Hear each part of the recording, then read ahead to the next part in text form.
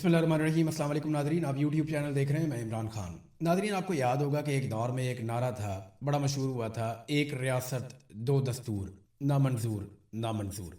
यही आज गिलगित बल्तिस्तान में हो रहा है और यही कुछ आज कश्मीर में हो रहा है। गिलगित बल्तिस्तान का इलेक्शन हर हाल में पाकिस्तान की मिलिट्री एस्टेब्लिशमेंट ने अपने टाउटों को देना है और उन्होंने अपनी पसंदीदा सियासी जमातों और शख्सियात को ये इलेक्शन जिताकर अपनी कठपुतली हुकूमतें इन दोनों जगहों पर बिठानी है। और ये बात पाकिस्तान तहरीक इंसाफ को बता दी गई है। अब फेस सेविंग का मामला है, कभी कोई गिरफ्तार होगा, कभी कोई रिहा होगा, कभी कोई कहीं शोर मचाएगा, कभी कहीं कुछ करेगा, लेकिन अमली तौर पे पाकिस्तान तहरीक इंसाफ को पता है कि उनके साथ क्या होने जा रहा है। अब डिपेंड करता है सारा का सारा अवाम के ऊपर। गिलगित बल्तिस्तान में शरह ख्वानदगी पूरे पाकिस्तान से ज्यादा है। कश्मीर के अंदर जो लोगों का शऊर और जो लोगों की रेजिलियंस है वो पूरे पाकिस्तान से ज्यादा है और यहाँ पे लोगों में इत्तफाक और इत्तेहाद भी बहुत ज्यादा है।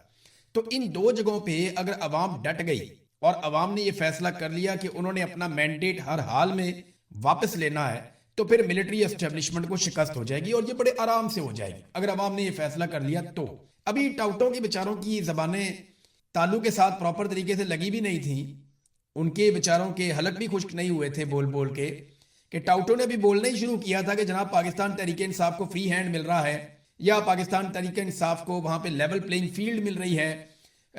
गिलगित बल्तिस्तान में या कश्मीर में भी ये बातें शुरू ही की थी, साथ ही गिरफ्तारियां और सुबह बदरियां शुरू हो गई। देखिए, पाकिस्तान तहरीक इंसाफ को टोटल 24 घंटे मिले, थोड़ा सा टाइम, यानी चंद घंटों के अंदर उन्होंने भाग दौड़ करके दिखाई और फिर साथ ही एस्टेब्लिशमेंट के हाथ पांव भूल गए और उनकी वो हालत होगी कि उनका पकड़ो भाई, इन सारों को बंद करो। सारे हथकंडे करने के बावजूद, यानी इंतखाबी निशान भी नहीं लेने दिया, अलग अलग इंतखाबी निशान के ऊपर वो इलेक्शन लड़ रहे हैं, उम्मीदवारों को भी खौफजदा किया गया, सबको बताया गया कि तुम्हें कभी भी हम जीतने नहीं देंगे, इलेक्टोरल लिस्टें जो हैं उनको भी तब्दील कर दिया गया, लोगों को खौफजदा भी किया जा रहा है, तहरीक इंसाफ के लोगों को यानी एक तरह से हरासा किया जा रहा है लोगों को और उन्हें कंपेन भी नहीं करने दी जा रही। अब कंपेन भी जैसे इन्होंने रोक दी है। एक तरफ पीएमएलएन के या पीपल्स पार्टी के लोग जाते हैं तो फौजी जवान उनका इस्तकबाल करते हैं, उन्हें हर जगह पे जो है वो बावर्दी लोग मिलते हैं, कभी फौजी यूनिफॉर्म में, कभी पुलिस की यूनिफॉर्म में, उनकी तो बड़ी रिस्पेक्ट हो रही है। लेकिन जब पाकिस्तान तहरीक इंसाफ जो पाकिस्तान की सबसे बड़ी पॉलिटिकल पार्टी है वो जैसे ही वहां दाखिल होती है गिलगित बल्तिस्तान में, तो ऐसा लगता है कि उनके लिए कर्फ्यू लग गया है, जनाब एनओसी लेकर आए। ना नून लीग से कोई पूछता है, ना पीपल्स पार्टी से कोई पूछता है, पीटीआई वाले जहां जाते हैं उनसे एनओसी पूछा जाता है, पकड़ो इनको बाहर निकालो सूबे से। तो ये कार्रवाई वहां पे डाली जा रही है। इसकी वजह सादी सादी है कि एस्टेब्लिशमेंट सारा कुछ करने के बावजूद इलेक्शन जीतने की पोजीशन में नहीं है।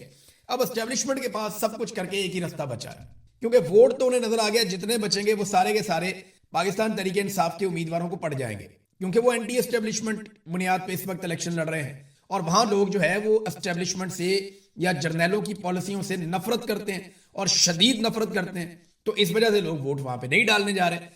तो अब इन्हें इस बात का खतरा है कि सिर्फ एक ही रास्ता बाकी बचा है, एस्टेब्लिशमेंट के बाद एक ही रास्ता बाकी बचा है, या तो इलेक्शन ही ना होने दे, और अगर इलेक्शन हो तो बदतरीन धांधली के बावजूद इन्हें फॉर्म 47 जारी करना पड़ेगा जाली, जैसे इन्होंने पाकिस्तान में किया था।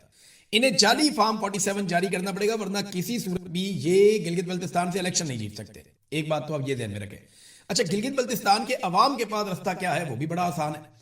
अवाम सिर्फ अपने नताइज लेने का बंदोबस्त कर ले, यानी इलेक्शन तो वो पाकिस्तान की मिलिट्री एस्टेब्लिशमेंट से जीत चुके हैं, इलेक्शन तो अवाम जीत चुकी है पाकिस्तान की एस्टेब्लिशमेंट से और जर्नैलों से, लेकिन उन्होंने किसी तरह से रिजल्ट वसूल करना है और उसकी तैयारी उन्हें शुरू करनी पड़ेगी। अब चाहे उसके लिए उन्हें धरने देने पड़े, चाहे उसके लिए उन्हें रास्ते बंद करने पड़े या कुछ भी करना पड़े, मैं उन्हें उकसा नहीं रहा, मैं उन्हें सिर्फ ये बता रहा हूं कि अगर कोई गैर आईनी और गैर कानूनी हरकत की जाए तो आपने उसके रास्ते में दीवार कैसे बनानी है। यानी गैर आईनी और गैर कानूनी इकदाम के रास्ते में कोई तो दीवार होनी चाहिए ना।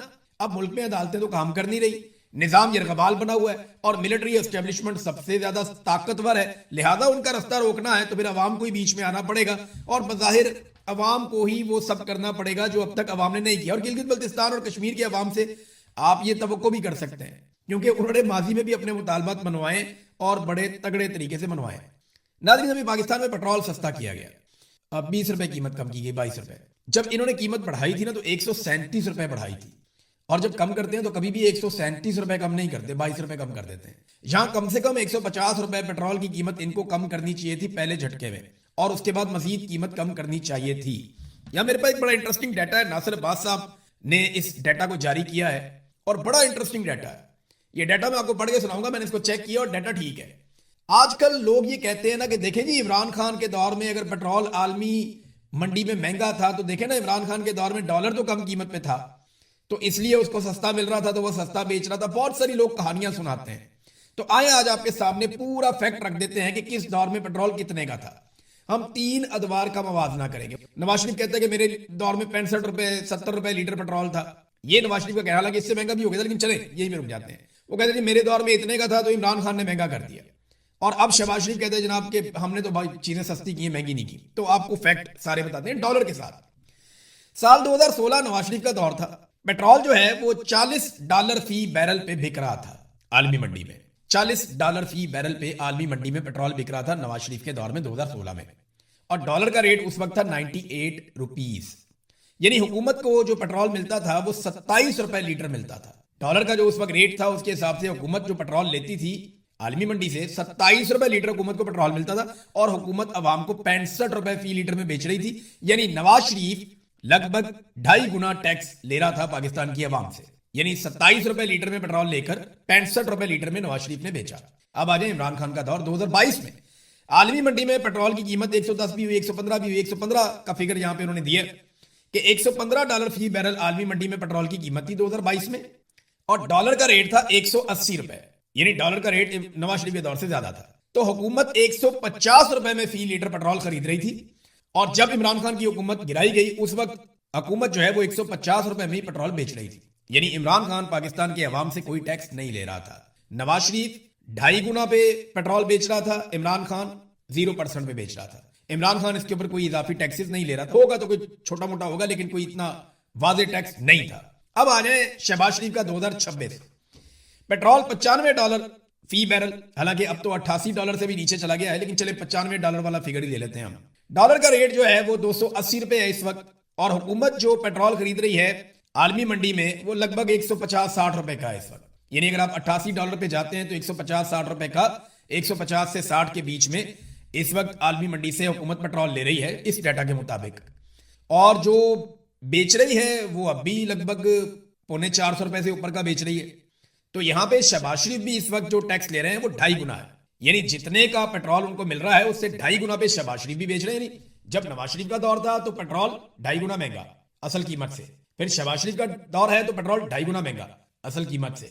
और जो इमरान खान का दौर था डॉलर रेट के हिसाब से बता रहा हूं मैं आपको, और इमरान खान के दौर में पेट्रोल इंतहाई कम टैक्स के ऊपर वो बिक रहा था, ना होने के बराबर। तो ये फर्क है। अब इसके बाद अगर कोई बंदा कोई बात करे तो आप उसको ये डाटा दिखा सकते हैं, ये क्लिप बता सकते हैं, या जो नासिर अब्बास साहब ने एक तहरीर लिखी है बड़ी जबरदस्त, इसको बल्कि अहमद जवाद साहब ने भी तहरीर किया है, तो आप ये तहरीर भी उन्हें पढ़ा सकते हैं। और ये फैक्ट्स हैं, इनको झुटलाया नहीं जा सकता। आप इनको जाकर इंटरनेट पे चेक कर सकते हैं। नाज़रीन, पीपल्स पार्टी वाले एक दफा फिर नेड़े नेड़े आ जाओ, बिल्कुल पास पास आ जाए मेरे, ताकि गौर से आप लोग सुन लें। बेनज़ीर भुट्टो ने अपनी शहादत से पहले कहा था कि जमहूरियत बेहतरीन इंतकाम है। बिलावल ने जब अपनी सियासत का आगाज किया, जब बिल्कुल नौबलूद छोटा सा बच्चा था 19 साल का बिलावल, आज वो कहते हैं जी 18-19 साल के बच्चे को वोट डालने का हक नहीं होना चाहिए।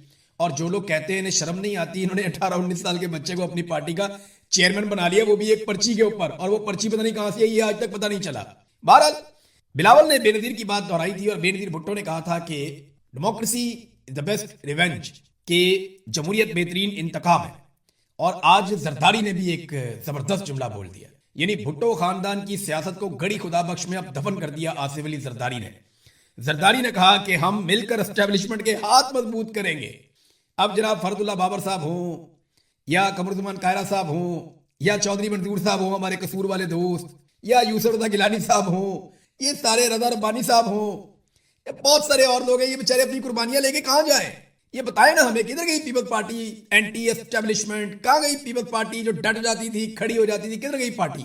यानी मैं, मेरा पूरा खानदान पाकिस्तान पीपल्स पार्टी को सपोर्ट करता रहा। हमारे खानदान में कई दहाइयों तक पीपल्स पार्टी को सपोर्ट किया गया इस बुनियाद पे कि ये जमहूरियत पसंद लोग हैं। लेकिन आज उसी पार्टी का करता धरता, जिसने कब्जा किया पार्टी के ऊपर, जरदारी, वो ये कहता है कि हम मिलकर एस्टेब्लिशमेंट के हाथ मजबूत करेंगे। वेल डन जरदारी साहब, इसको करते रहिए, और ये जुमला रिकॉर्ड का हिस्सा रहेगा।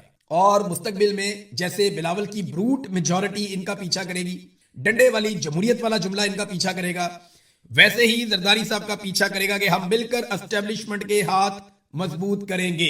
Well done. तो अब पीपल्स पार्टी वाले जो है वो इस जुमले से जान नहीं छुड़वा पाएंगे।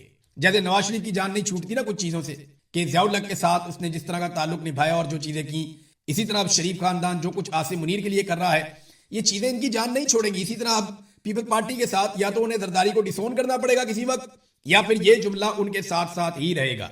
नाज़रीन, खित्ते में लड़ाई के हवाले से कुछ हौसला अफजा खबरें आई हैं कि कुछ मुआहदा करीब करीब लग गया है, लेकिन ईरान ने बड़ी खौफनाक, ईरान से जो खबरें आई हैं वो बिल्कुल ही अलग तरह की है।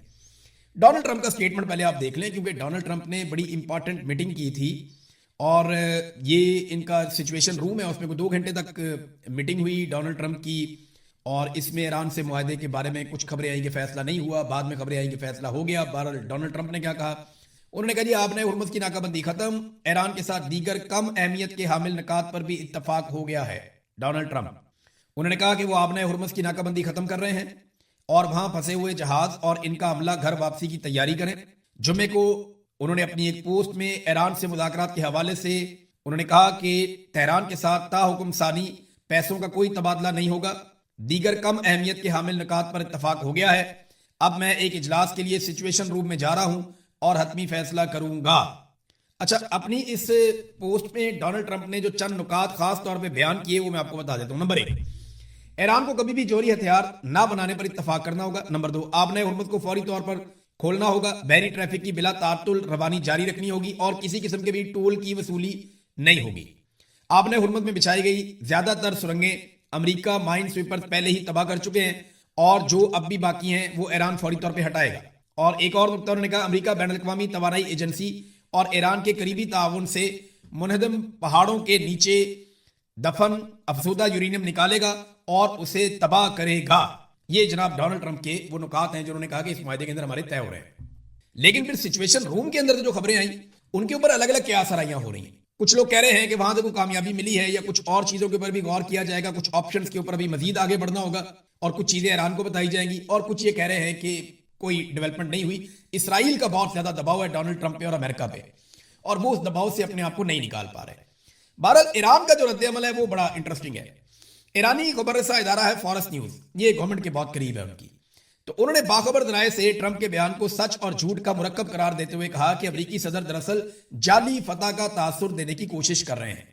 उन्होंने कहा जी हम नाम नहीं ले सकते, ईरानी जराये ने हमें बहुत अहम खबरें दी हैं और ट्रंप ने जो नकात बयान किए उनको तोड़ मड़ोड़ के बयान किया गया है और कई ऐसी बातें हैं जो मुआहदे में नहीं है लेकिन ट्रंप ने उनका जिक्र कर दिया। खास तौर पे ट्रंप के इस दावे को बेबुनियाद करार दिया गया जिसमें उन्होंने कहा कि ईरान का अफसूदा यूरेनियम मवाद जो है वो तबाह कर दिया जाएगा, यानी ये यूरेनियम जो ईरान ने अफसूदा किया उसको तबाह कर दिया जाएगा। ये बिल्कुल ऐसा कोई चीज उसका हिस्सा नहीं है। फिर आपने हुर्मुज़ को बगैर किसी फीस या टोल के मुकम्मल तौर पर खोलने पर रजामंदी ईरान ने जाहिर कर दी है। मुजफ्फदा मुआहदे में इस नौयत की कोई शिक मौजूद नहीं है। अब यही तो दो बड़ी अहम चीजें हैं जिनके बारे में डोनाल्ड ट्रंप ने कहा कि ये दोनों चीजें हो रही हैं और ईरान की जानिब से जरा ये बताते हैं कि यही दोनों चीजें हैं जो नहीं हो रही। अब सच क्या है झूठ क्या है इसके बारे में अभी हम कुछ कह नहीं सकते क्योंकि अब चीजें बिहाइंड द क्लोज डोर्स, दरवाजों के पीछे हो रही हैं। आसिम मुनीर साहब गए, वो जाके बातें करके आए ईरान के साथ, उन्होंने चंद चीजों पे मनाया, वो चीजें अमेरिका में गई, अमेरिकन दोबारा बैठे, अमेरिकन ने उसके ऊपर गौर किया और उन्हें समझ आई कि नहीं इस तरह तो ईरान के जीतने का तासुर है। वो फिर मजीद चीजें भेजते हैं, फिर चीजें आती हैं, फिर चीजें जाती हैं। एक बुनियादी तौर पे कुछ चीजों पे इत्तेफाक हो गया कि अब जंगबंदी रहेगी, अब हम जंग नहीं करते, बड़ी जंग में अब हम नहीं जाएंगे। ये छोटी मोटी झड़पें जब इतनी बड़ी लड़ाई हो, इतनी सारी फौजें खड़ी हो तो ये होती है, ये नॉर्मल है, लेकिन वो बड़ी जंग के अंदर ये नहीं जाएंगे। एक मुस्तकिल जंगबंदी हो सकती है। अमेरिका को भी ये नाकाबंदी बहुत महंगी पड़ रही है, वो भी इसको ज्यादा लंबा नहीं घसीट सकते। बहरहाल इसमें अभी फर्दर डेवलपमेंट जो आएगी वो मैं आपके साथ शेयर करूंगा। एक और इंटरेस्टिंग खबर, अमेरिकी वजीर खजाना जो है स्कॉट बेसेंट, उन्होंने भी कंफर्म कर दिया कि $250 का नोट आएगा और उसमें डोनाल्ड ट्रंप की तस्वीर छपेगी। उन्होंने इस ख्वाहिश का इजहार किया और हवाला देते हुए कहा कि जब अमेरिका की 150वीं सालगिरह थी तो कैलोन कॉलेज अमेरिका के एक सदर थे, उनकी तस्वीर एक सिक्के के ऊपर जारी की गई थी। वो यादगारी सिक्का जारी करना हो तो एक अलग बात है, लेकिन वो ये कहते हैं कि नोट अब जारी किया जाएगा डॉलर 250 और उसके ऊपर क्योंकि 250वीं सालगिरह है अमेरिका की आजादी की, तो 250वीं सालगिरह है तो $250 का एक नोट होगा और उसके ऊपर डोनाल्ड ट्रंप की तस्वीर जारी की जाएगी और फिर बहुत सारे नोट छपेंगे, हर तरफ दुनिया में जाएंगे भी। तो ये डोनाल्ड ट्रंप की एक ख्वाहिश है कि अमेरिकी नोट के ऊपर डोनाल्ड ट्रंप की तस्वीर छप जाए। अगर छप गई ना तो एक बात आप याद रखिएगा, डोनाल्ड ट्रंप अमेरिका की तारीख का वो वाहिद सदर होगा जिसकी तस्वीर नोट पे छप जाएगी और वो इंतहाई गैर मकबूल होगा। यानी आज डोनाल्ड ट्रंप अपनी मकबूलियत की निचली तरीन सतह पे पहुंचे हुए, वो कोई इलेक्शन नहीं जीत सकते, वो बहुत मुश्किल में है। और इसराइल ने उनको अलग मुश्किल डाली हुई, और इसराइल के लिए ना खुद भी हालात इतने अच्छे नहीं है। अगर अमेरिका और ईरान के अंदर एक मुआहदा हो जाता है, जैसा कि दिखाई दे रहा है कि ये मुआहदा हो सकता है, अगर ये मुआहदा हो जाता है ना, तो इसराइल को इतनी बड़ी शिकस्त हो जाएगी और इतनी बड़ी मुसीबत पड़ जाएगी कि उनका बहुत लंबा प्लान जाया हो जाएगा और फिर उन्हें नए सिरे से दोबारा बहुत लंबी मेहनत करनी पड़ेगी वापस इस पोजीशन पर पहुंचने के लिए। क्योंकि ईरान अपने मिसाइल दोबारा बनाएगा, अपने ड्रोन भी दोबारा बनाएगा, उस पर तो आप पाबंदी नहीं लगा सकते। अपनी जरूरत के दिफाई हथियार तो वो बना ही सकता है। तो इसराइल को एक बहुत बड़ी शिकस्त हो जाएगी और इसी चक्कर में वो इस वक्त दोबारा लड़ाई शुरू करना चाह रहा है और उसके लिए वो लबनान के ऊपर ताबड़तोड़ हमले कर रहा है। यानी गुज़िश्ता चंद दिनों में, ईद के दिनों में भी लबनान में जो बच्चे शहीद हुए उनकी तादाद मैं आपको बताता हूं। लबनान में ईद के दिनों में और उसके आसपास के दिनों में जो बच्चे शहीद हुए वो 15 हैं और 62 बच्चे वहां पे शदीद जख्मी हो गए हैं। यूरोपीय ममालिक आवाज उठाते हैं लेकिन अमली तौर पे कोई कुछ नहीं करता। आप एक लम्हे के लिए सोचिए कि अगर इसराइली बच्चे स्कूल जा रहे हैं, उनके ऊपर हमला हो जाता है और 5 बच्चे इसराइली मारे जाते हैं, तो पूरी दुनिया का रिएक्शन कैसा होगा? बड़ा खौफनाक रिएक्शन होगा। लेकिन लबनान के बच्चे हों, शाम के बच्चे हों, फलस्तीन के बच्चे हों, मिस्र के बच्चे हों, इराक के बच्चे हों, अफगानिस्तान के हों या ईरान की मिनाब स्कूल की बच्चियां हों, यहाँ पे दुनिया का रद्द-ए-अमल बड़ा मुख्तलिफ होता है। वो उतनी जोर से शोर नहीं मचाते या उस तरीके से उस दर्द को महसूस नहीं करते। इंसानियत का तकाजा ये है कि किसी भी मजहब के मानने वाले लोग हों, इंसानियत का तकाजा ये है कि उन सब की जानें कीमती हैं और उन सब में से किसी एक की जान जाने पर भी वैसा ही दुख होना चाहिए जैसा किसी दूसरे की जान जाने पर होता है। लेकिन यहाँ तासुब की ऐनक से देखा जाता है और किसी खून को सस्ता समझा जाता है और किसी को बहुत कीमती। अब तक के लिए इतना ही। अपना ख्याल रखिएगा, अपने इस चैनल का भी। अल्लाह हाफिज़।